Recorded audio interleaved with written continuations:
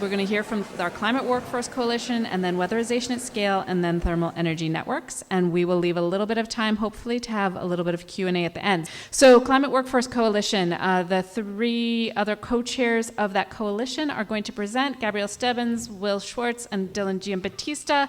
They appear to you as Climate Workforce Coalition past, present, and future. I'm disappointed they didn't wear ghost outfits, but we will start with... So what is this coalition presently?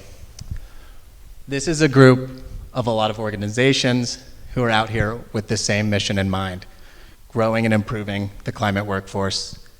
And to do this, there needs to be a space to collaborate, work together, to be a soundboard for each other's initiatives and ideas. And to ensure that this collaboration is ultimately serving who we want to serve, the Vermonters seeking work, the employers actually doing the work, we need to consistently ask ourselves a couple main questions. What is it that this group can do to serve current employees, job seekers, with knowing that these careers are going to be beneficial to them? What can this group do for employers to help them attract, train, and retain the best and the most skilled talent? How can we help them grow their businesses so that they actually have the capacity, the time, and the resources to do those things we mentioned? And then how can we communicate that these are meaningful careers, that there is a future here? How do we effectively analyze the constantly shifting ecosystem that exists around the climate workforce, and what funding is available, and what needs to be done to effectively utilize this funding?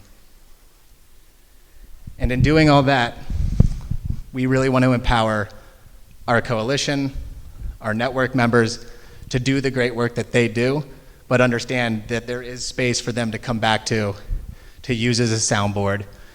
We have employee-centric organizations like Vermont Adult Learning and their Energy Works programs, their English language learning programs.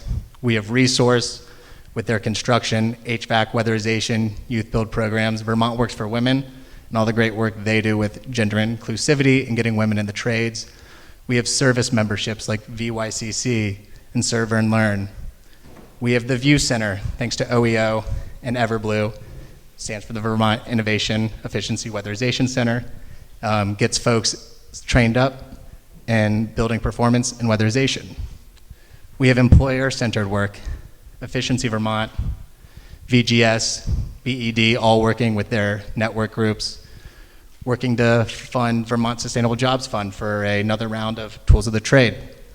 We have Department of Labor and all their great work they do around the state with all employers, but also leading service collaboratives and the labor market information data that they provide to all of us.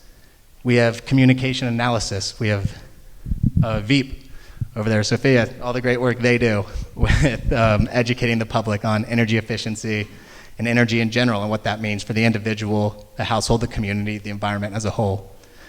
We, of course, have UVM, Leahy Institute, and all the work they do.